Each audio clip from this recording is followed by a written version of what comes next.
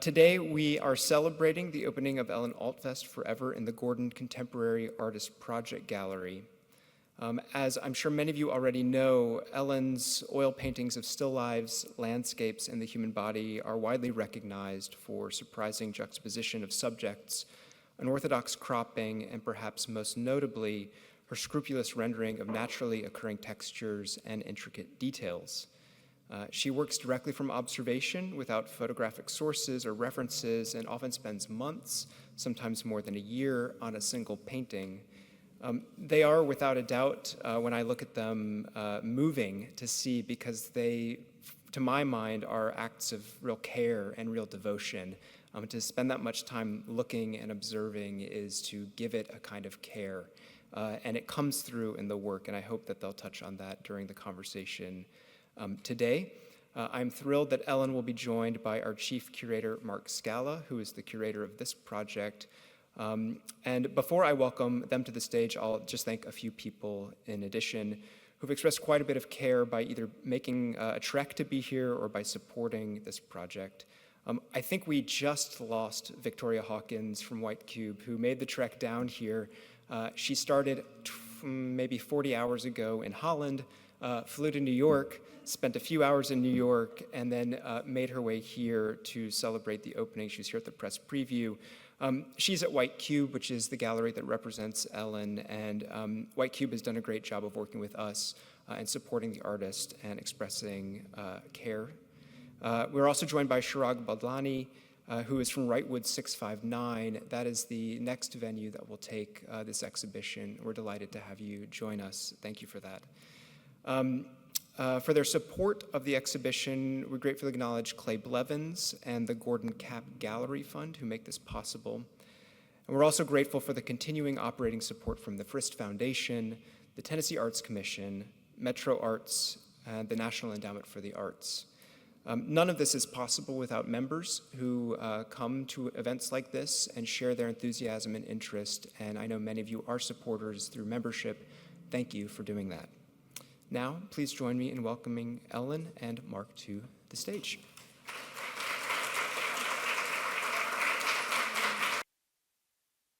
Hear me? There we go. Yeah, the thing about left and right, you're supposed to work these things out in advance, and we just forgot. We've been so busy getting this show together, meeting up with all of Ellen's friends who are here, and family members, and people from Georgia, and Chattanooga, and New York. So it's really exciting.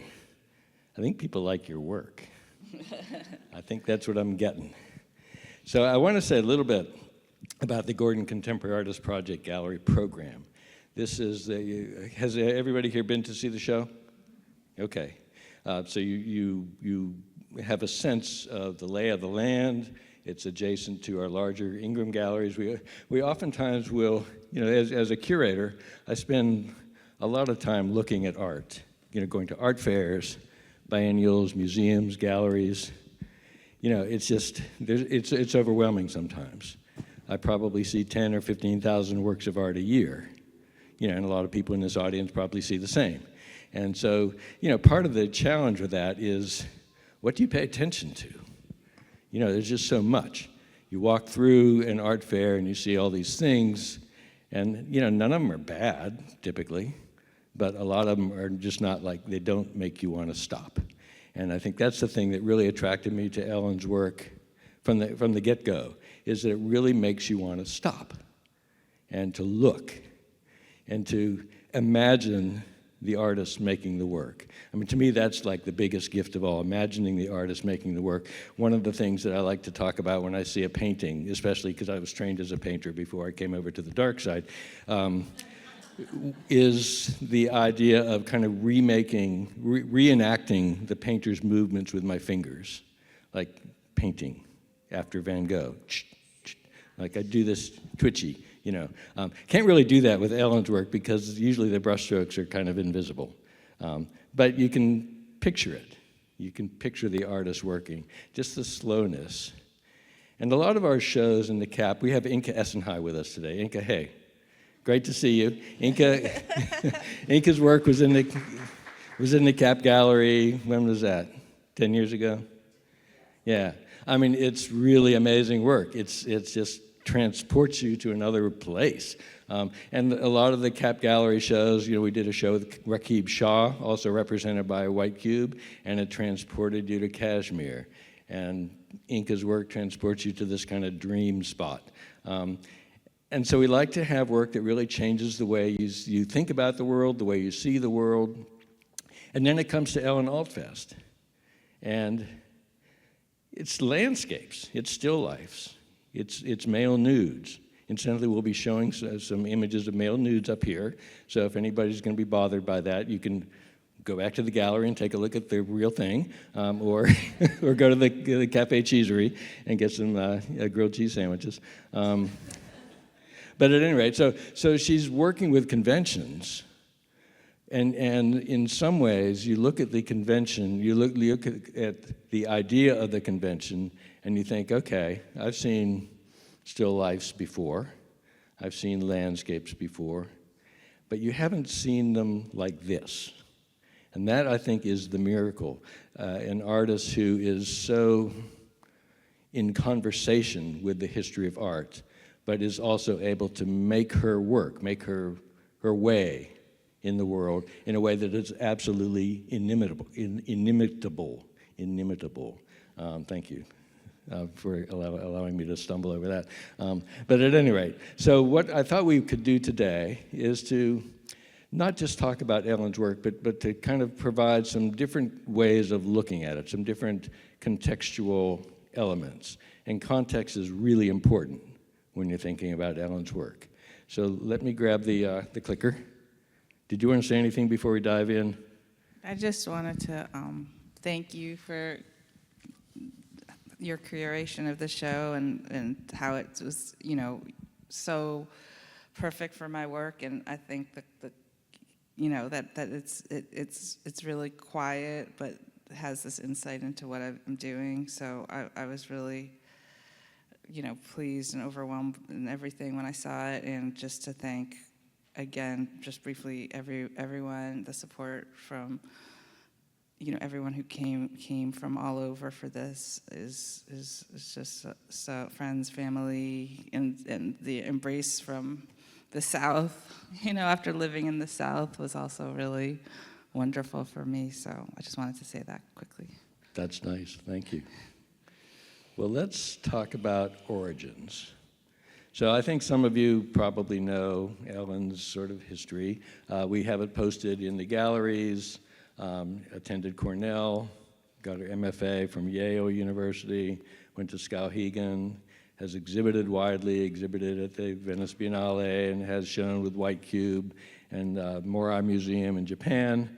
But I think that it's always interesting, and a lot of artists don't actually like to talk about stuff like this. They don't like to allow that there are influences. Of course, everybody knows there are influences, but people don't. I think a lot of artists would like for people to think that they just kind of dropped in from the moon, all fully formed. But I think that Ellen and I talked about this angle, this approach, and I'd love to talk about kind of your early influences, especially at Yale, because Yale, as many of you probably know, Yale has a very deep history of having faculty who are kind of, in the similar way to what Ellen does, kind of resisting trends, resisting the medium of the moment, resisting the critical sort of theories of the moment, and just looking at the world and depicting the world without the intermediary quality of a photograph or kind of vehicle of a photograph. And so maybe talk a little bit about your experience at Yale. I mean, I think that looking back is almost what I'd like to talk about is that how amazing it was that I was there when Catherine Murphy and Sylvia Mangold were teaching. And as much as the things that I took away from, especially Catherine, who I had the greater dialogue with at the time, but what I've learned from them and having a relation that allowed me to have a relationship with them that's even deepened recently, and I continue to be able to have those conversations and that familiarity as peers now is really wonderful. I think that if I think about it's such a tiny subset. I mean, the amount of artists actually working from observation, but something separate from the plein air kind of cohort or whatever, but like some extended looking from life. And I do think it's, I'm not an art historian, but there's something about this particular way of working and everything that I now see as it is very female, or it is women who are doing it, which is, I'm sort of waiting for the day that it's sort of recognized as this tiny little group, but it's not, stereotypically what you would consider, it's not advertising itself that way. I think it's just a really personal way of dealing, like making something a personal vision from observational painting and telling your own story through that, or you're asking your own questions through that. Like Sylvia maybe is actually asking like, what is reality or something through her paintings, and then Catherine has more of a little bit more of a theatrical like thing going on. But I thought it was interesting recently. I was talking to Catherine, and she said that she doesn't consider herself a realist painter, which I thought was interesting. She calls herself a representational painter because she feels that that there's that to say something is realistic is like, okay, this is what it looks like and this is what I've painted. When all these things, if anything, painting from observation, it's being funneled through your eye, through your body, through your hand, and it's coming out as the way you do it. And there's something very personal about that, and everybody could be standing in front of the same thing and it comes out differently. But we're not all standing in front of the same thing. We're also choosing what we're standing in front of and how we're, composing it and all these other decisions. And so, maybe representational is more accurate than realistic, even though it's getting in the weeds. But, people say, oh, it's like a photograph, but it really isn't like a photograph, and it shouldn't be like a photograph, either. Yeah, we had a media preview yesterday, and I kind of jokingly asked Ellen, well, you spent like 6 months, 8 months, a year on this. Why didn't you just take a photograph of it? And, of course, everybody knows the answer to that question. When you make a painting, it imbues it with something else. It imbues it with care and love and attention, what Seth was talking about, and it gives it something else. There's a monumentality to a painting of a man's torso. We wondered if we put that on the front of the building, would people think it was a photography show or not? Oh, because interesting. Because it's a photograph of a painting, so it is kind of a photograph. But that question of I think that there's almost a philosophical or ethical position that I think of with the artists that you're talking about in terms of their relationship with the world. Do you think that I'm wrong? What do you mean by philosophical? The idea that you're sort of honoring the world, you're honoring the thing in front of you. You're finding something like, look at Catherine Murphy's painting, the blue blanket. Who would paint a blue blanket? Why would you paint a blue blanket? Why would you paint a male torso? Why would you paint a pine cone? And it's something that the title of the show, Emily Dickinson Forever, and the whole line is, forever is composed of nows. And so that, I think, that's a moral or ethical or sort of philosophical way of looking at the world. A world as a sequence of moments that you need to be in. And so I don't know if I'm just sort of projecting that into your work, but I think that that's one of the things that I'm really drawn to, is this idea of, you spend so much time. When I was in art school, you're not allowed to ask people how much time something took. Like that was a no-no, because the idea was that you can make something great in an hour, you can make something terrible in a year. So the time wasn't necessarily a value-added proposition. But with Ellen's work, I think time is really important, and how you live your time. If you weren't painting, if you weren't spending 8 hours a day, 10 hours a day painting, what would you be doing? Would you be like just watching TV? Would you be? Hopefully not. Would you be a mass murderer? So there is something ethical about saying, okay, I'm going to spend my time making something beautiful out of something that I find to be beautiful.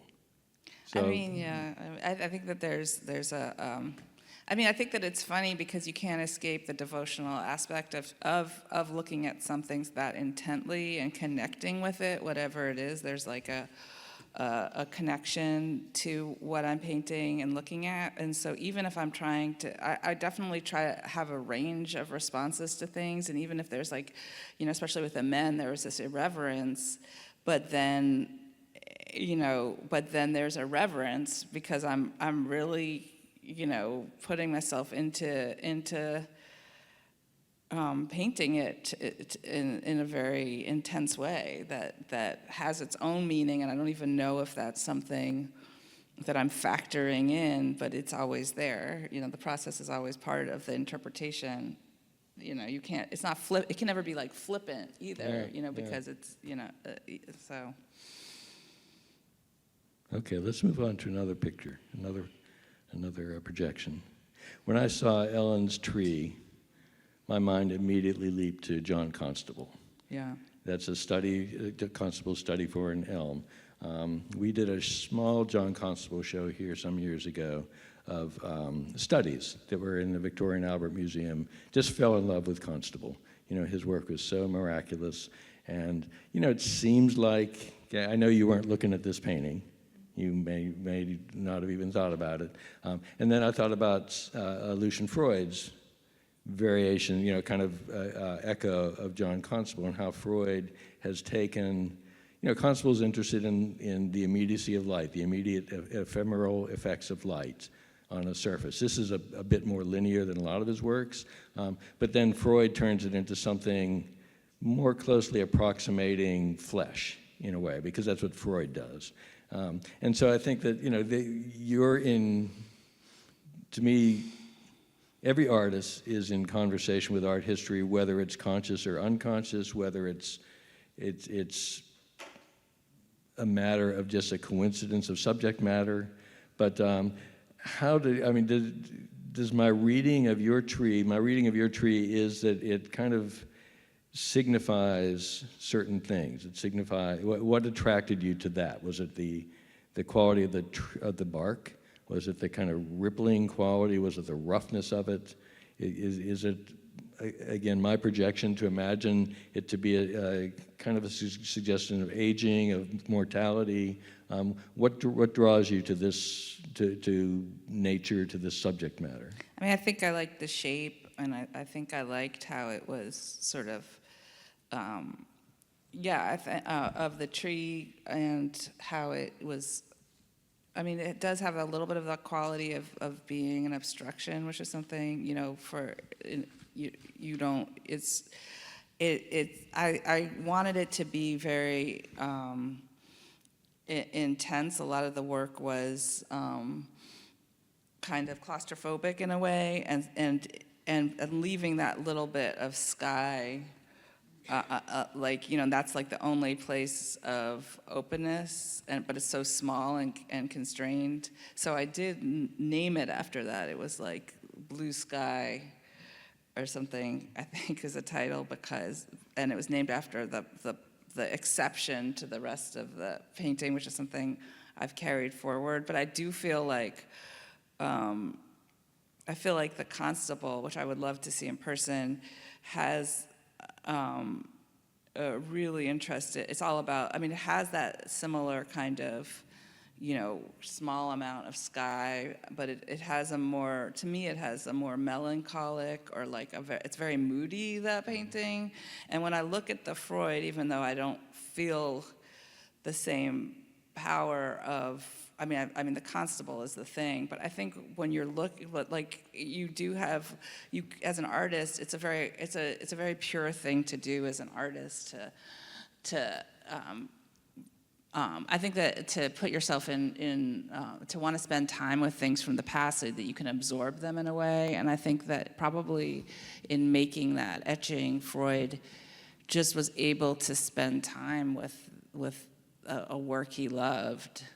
And you know, it feels to me almost like a sketch as opposed, and to do that, it's normal to do that as a student and stuff, but to continue doing that and continue trying to learn and absorb these things and in spending time with the work like he has, I think that you have a higher likelihood of being able to learn something from it, or, you know, occupy the same space as it, or whatever he was doing. So I think that's a really pure pursuit to do that. Yeah. Yeah, I mean, they're all very iconic, too. They're treating, and you do this so well. You're creating iconic images, centralized images that sort of project this idea of stability, of solidity, of in some ways, oftentimes the iconic quality in some of your work, which we'll get to, doesn't allow for the notion of interaction and context with other elements that could have been around the form, because you fill the canvas with the form, you know. But then you have these little clues. You know, we'll talk about that. I think it's a fun thing to think about. I've learned so much. You know, a lot of Ellen's work I'd seen a fair amount in person, but a lot of it I saw online and, you know, in photographs and stuff like that. And then when you see it in person, it's like, it's a different thing. I mean, we walked through the show the other day, and she was there. We'll talk about a painting called Trees later on. And, you know, I'd seen it. It looks like an expanse of bark, but there are little trees over to the right. You can barely even see them, you know, and just this idea of what is hidden and what is revealed, and especially what is revealed through close looking and extended looking, I think is a really important part. So, still life. You said once that you started out as a painter of still lifes. Is that true? I just think that it's not like I just started out as a still life painter, but I think that my sensibility is one of a still life painter. So even if I'm painting a landscape, it's not like a traditional landscape. It's made up of you know, either like maybe when I started out with that log that's in the show, it was almost like personified, like it had a human element, like a cartoon character or something. And then there are sort of, to varying degrees, but these are all these gourds have their own character, and they have they're interrelated with each other, so they're leaning on each other, or they have their own personalities. But I would never want them to look like literally like a human anything exactly, but they have that quality. So it is a still life, and I'm interested in still life. So you know, the tree to me isn't a landscape exactly. It's more like a still life. And then the people are more like still lives too. You know, they have trying to think of get good at, how the different elements relate within the painting as opposed to being a portrait, or so there's the sensibility of still life, I think. Yeah, we just closed a show called Farm to Table, Art, Food, and Identity in the Age of Impressionism. There's some amazing still lifes there. And one of the still lifes was called The Dessert Table. And it showed a bunch of half-eaten biscuits and broken up sugar cubes and half-drunk liqueur, things like that. And you couldn't help but think about the people who ate and drank it. And that whole idea, for me, I think a lot of still life is really a way of reflecting upon the human condition. You know, when you think about the term nature mort, dead nature, or vanitas, the idea of a still life painter, a Dutch still life painter, putting in a fly. It has this kind of abundant sense of abundant, luxurious spread, and then you have this little fly, or maybe a skull. Something that reminds you of the passage of time. The vulnerability of humanity. And that's one of the things that we've talked about, I think, with the gourd painting is, for one thing, it's kind of sexy. It makes me think of, there's kind of a phallic quality to the central gourd. You can't get around that. We've talked about the crowd, the idea of this being like a crowd of, not a crowd of people, but maybe makes you think of a crowd of people kind of overflowing the boundaries of or up to the edges of the canvas. The idea that some of the gourds look like they've started to rot.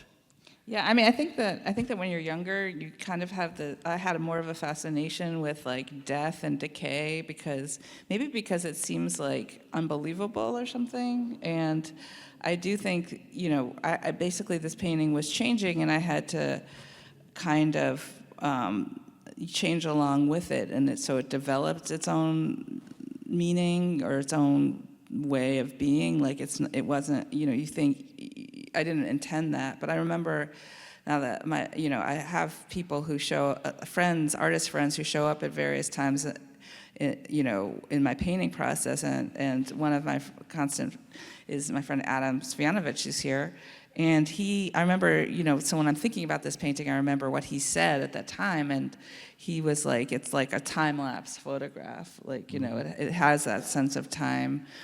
And I mean, one of the things that I'm interested in still life painting is, I think people do think it's kind of boring or something. It's never been like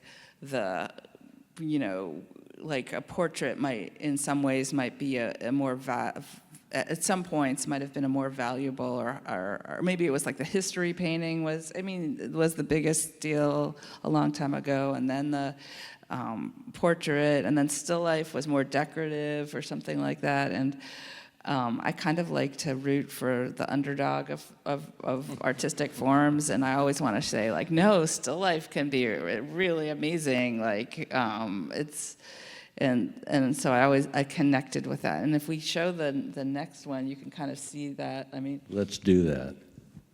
So talk about Caravaggio. It's like, this is the one where it's like when Mark was like, let's look at your influences. I was like, do we have to put this one in? Or I want to put this, but I really was looking at this. I was at Yale, and this painting was on loan to the Wadsworth Atheneum, which is, I guess, the oldest museum, which is in Hartford, Connecticut. It's the oldest museum, I heard, in the country, and it was disputed if it was Caravaggio. But to my mind, this is such a masterful painting that it could not be from a follower of Caravaggio. And it had so much, it's so like sexy and almost like over the top sexy, and there was some story behind it, like was in a relationship with the fruit seller. I don't know what was happening,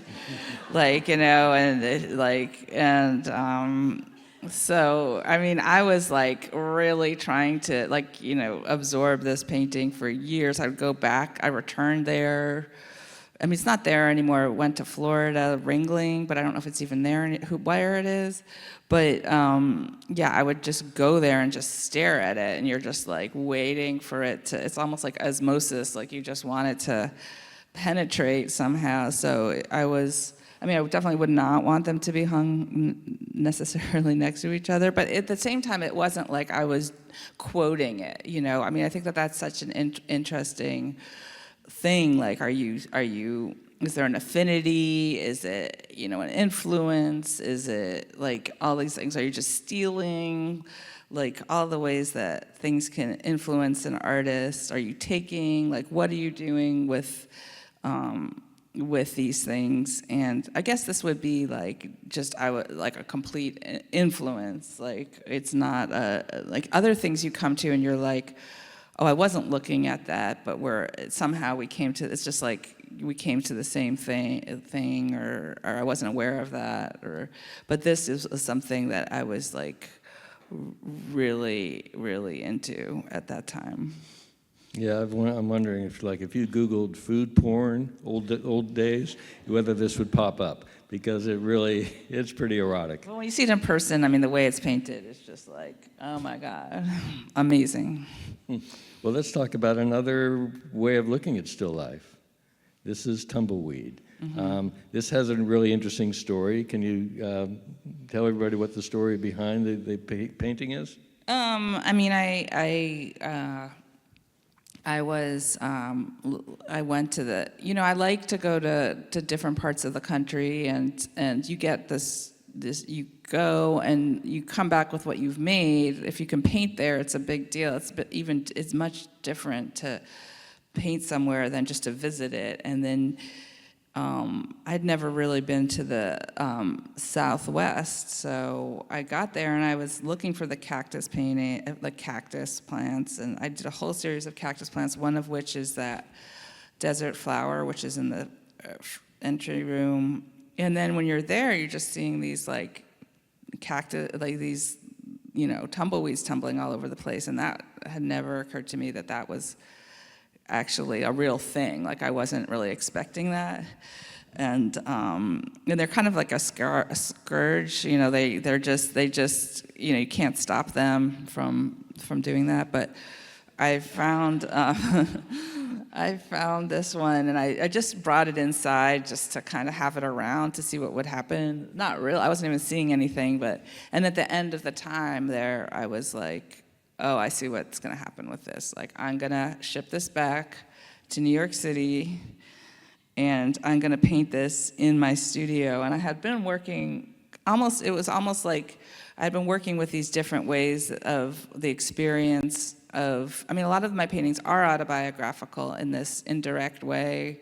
So I was thinking about the experience of an artist in the studio, and there's something, like, for me, very confining about being inside. Like, I actually do like to be outside.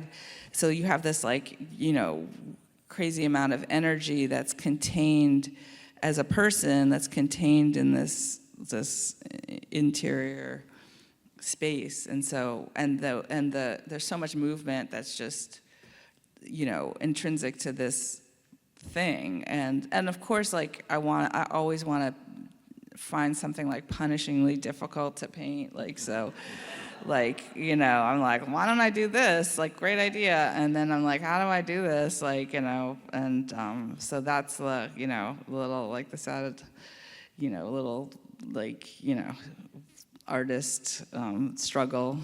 Artists have that struggle. That was my struggle. So yeah. So, and those are those old. We'll say with the those old industrial spaces that felt like what we were always going to be painting in, until they're not that present anymore in New York. Other places maybe, but yeah. You really get lost in that painting. Did you all see it? You couldn't miss it.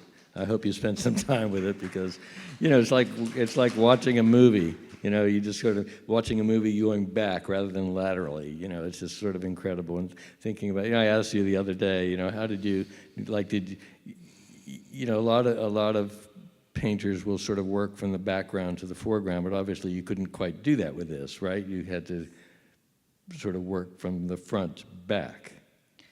Yeah, I don't know how I think I always paint the central thing, and if I'm going to do anything first, because that determines the whole rest of the painting, But you have to go from big to small. So, like, find the biggest parts of this tumbleweed, get those in the right place, and then work inward. That was the way to do it. And that sounds like a really logical thing, but it's not a really logical. It's kind of perverse in a way, because it's not a logical form. So if you don't get it exactly right, there is no form. So it was kind of high stakes, and it's also like I like to kind of make marks or some sort of notation so that I don't lose where I'm looking. And I think at that time it was like my first real experience of, like, how do I even, like, I look away, I look back, and I'm like, where was I looking?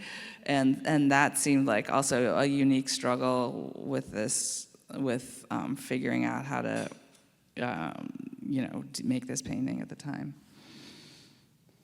Yeah, I wonder why you didn't actually refer to this as Autumn Rhythm.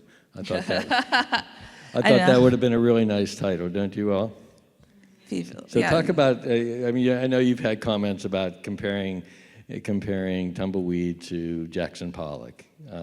How do you feel about that? And kind of, is that actually a legitimate thing for people to even say, just because they're superficially, related, visually related? I mean, what's funny about that is, I've always wanted my work to have an element, a relationship. I'm always thinking about abstraction in a way, and I think that there's that kind of thing where, abstract painters or artists are like seeing something in their minds that's representational sometimes in the work that's not necessarily visible, and then representational painters are thinking about abstraction. I think with composition, formal things are very important, and I think that in that whole time I was thinking about Jackson Pollock, like especially in that next painting we have in there. Like I would always like a quotation of the paint on the floor and stuff like that,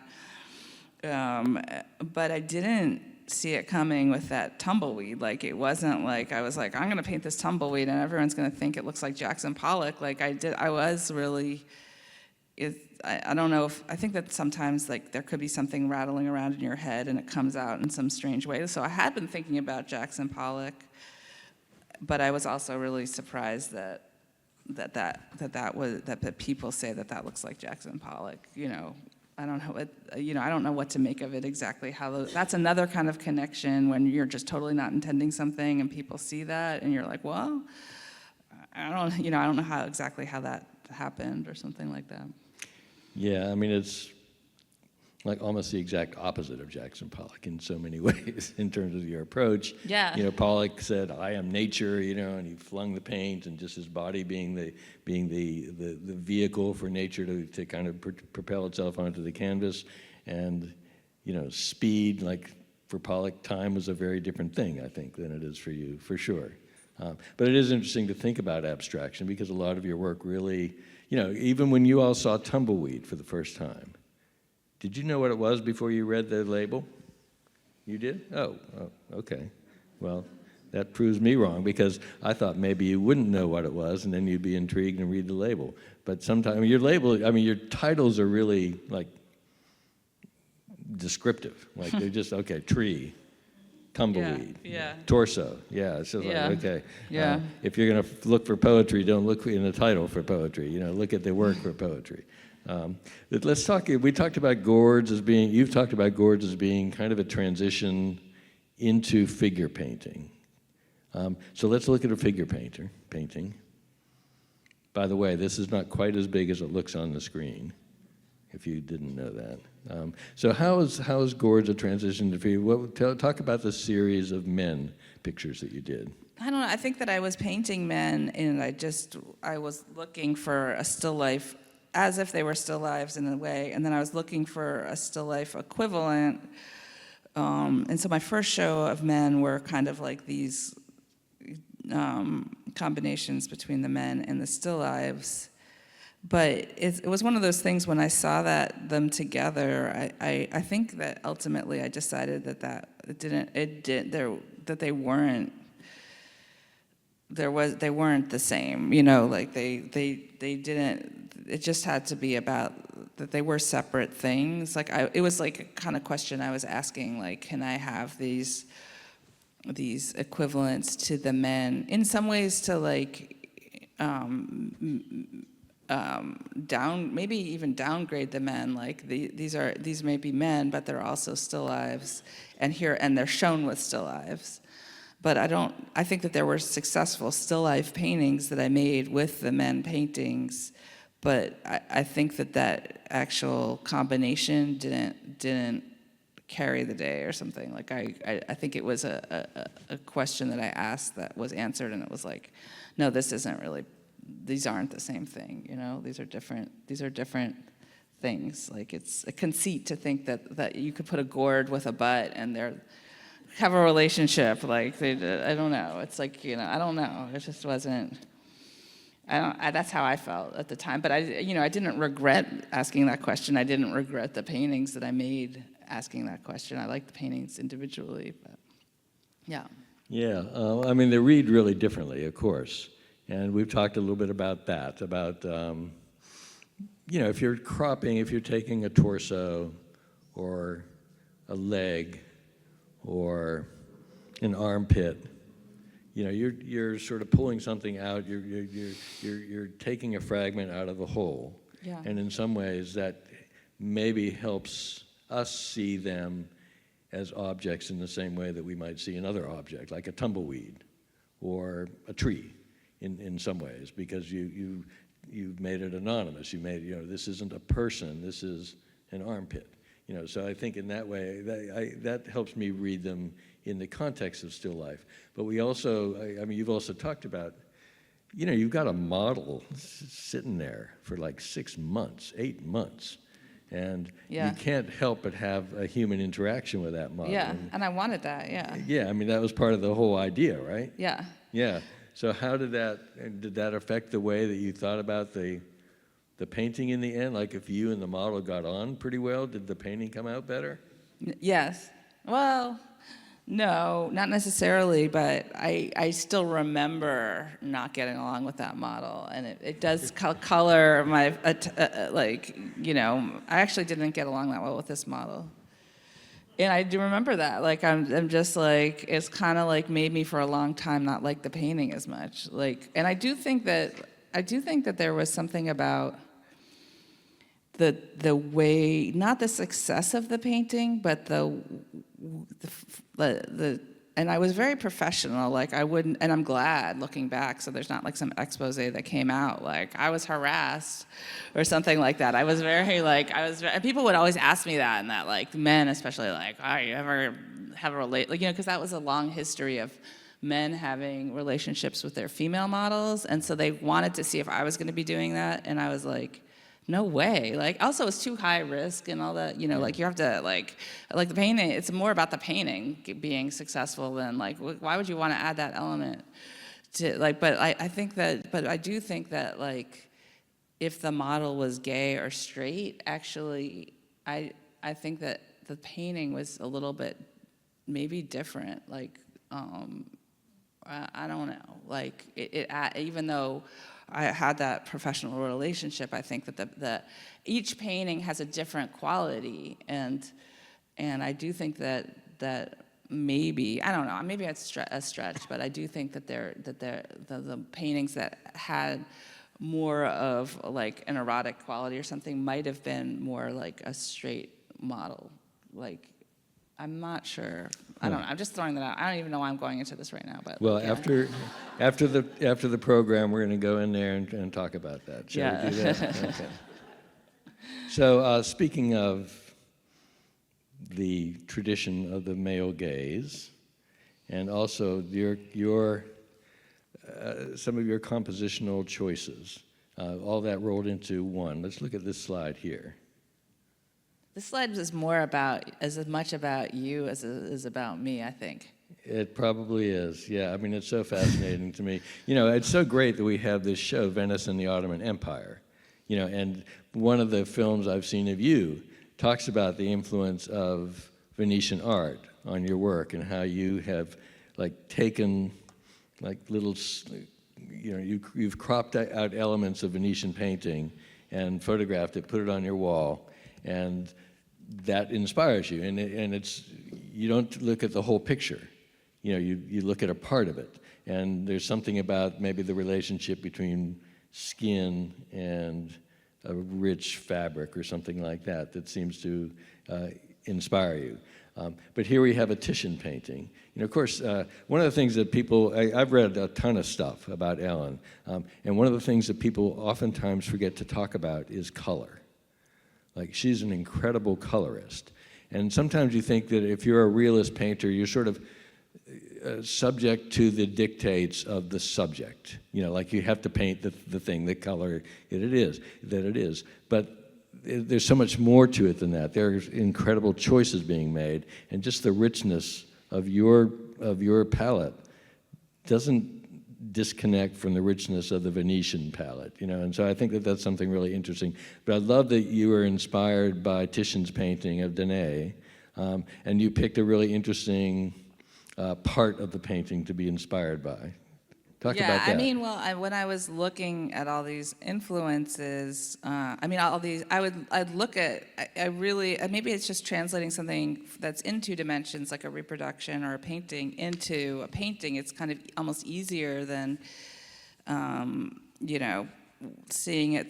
You can either see it with a model, or, you know, and get an idea by posing the model, or like posing the model like you've seen it before. And so I kind of like, there was a humor to this work. So to me, like, I was looking at this, and it's not about like homage to Titian or something. It was just this kind of like idea of, well, what would this look like as a man? Like, you know, how would this, you know, this would look interesting. This would be, I like thinking about how this would be if a man was posed that way. And I think that choosing sections was a way for me to think about how I could make something that I hadn't seen before, which is always something that I'm interested in, even if it's something that hasn't been seen before, because it's not generally considered like a desirable thing to see, or it is, or I mean, even if it's not, like, even if it's just like a pine cone or something like that, and that's not something that's like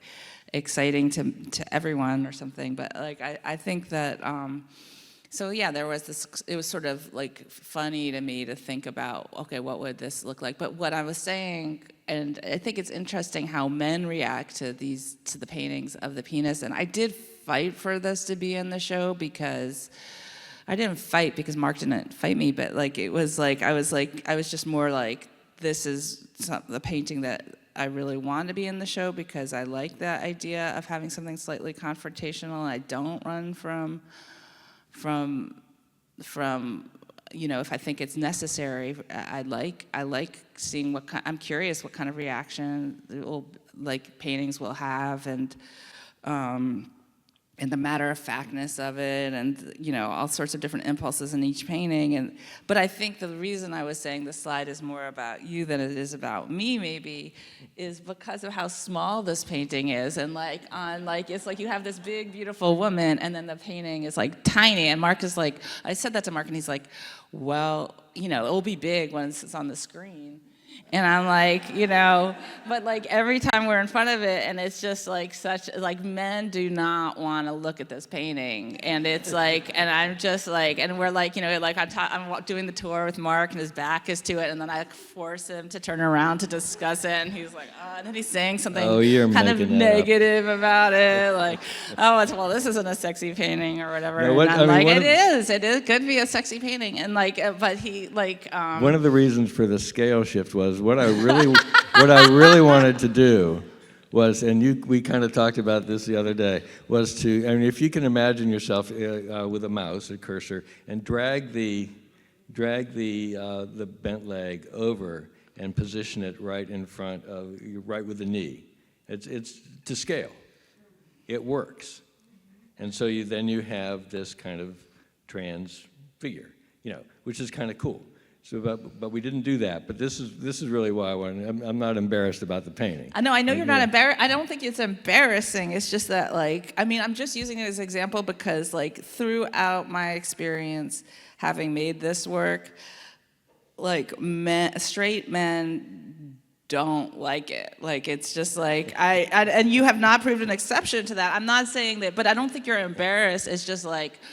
But it's interesting. Like, you know, I wanted to see what people's responses would be to it, and I wasn't afraid of making people uncomfortable and being slightly provocative. And it's like over time, I'm always like, it has been a constant, and you know, and you still can't reproduce it really in print or whatever, which is interesting, because I keep waiting for that to.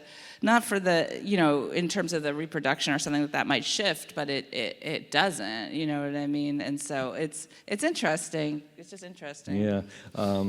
There has been discussion. Let's go to the next slide. I know you're an admirer of Sylvia Slay. Yes.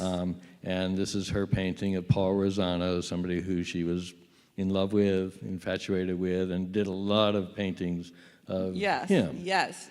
She's also been known as a painter who kind of looks at the tradition of the male gaze, and resists that by kind of flipping it around and saying, okay, if the male gaze, that Titian looking at the nude woman, or the history of male artists depicting nude females, let's turn that on its head, and let's do something. Let's say, okay, the female gaze is just as legitimate as the male gaze. It's kind of a feminist position, right. Which I know you don't disagree with, but it also is not something that you feel is relevant to your work. I kind of disagree with it. Do you really? Okay. I'm at the point now, because it comes up a lot, and I like talking about it because it's different from, I do think a lot of women do believe in this still, and in one hand I think, okay, it was necessary at the time that men objectified women, and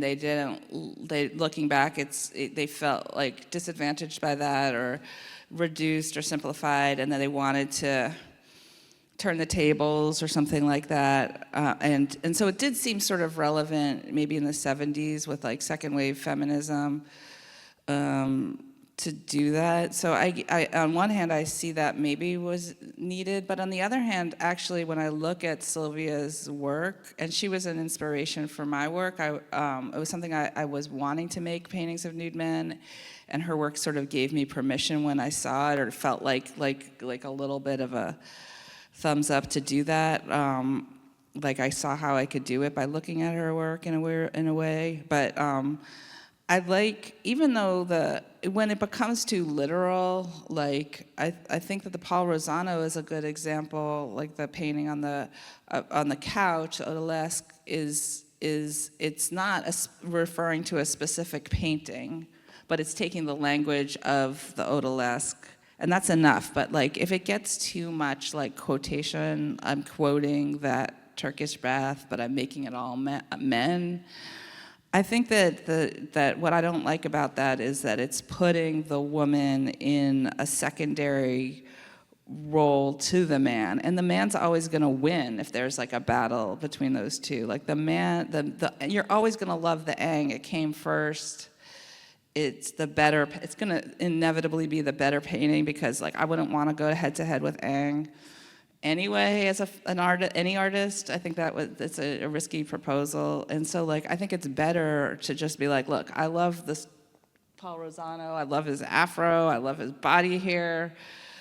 Here it is, this is my thing. Whereas even with her work, some of her other work is much closer, and then it's putting her in a secondary role. So when we were talking, is it Mominatu, who is in the audience, who worked with me and Mark on parts of this exhibition.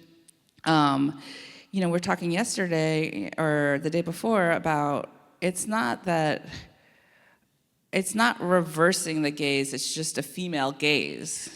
So I want it to be, I think it's nice for it to be, to own a woman's view, but not reversing the man's view. Like, it's because that's putting the man as the origin. And I think taking what you want from art history, which happens to be all men, or the predecessors, and loving that, or doing what you want with it, or doing something different from it, or whatever, but not reversing it. Just own it. But when people would say like, oh, I love this painting, like a straight guy would be like, I love this painting. Can't you just paint a woman? And I'm like, no.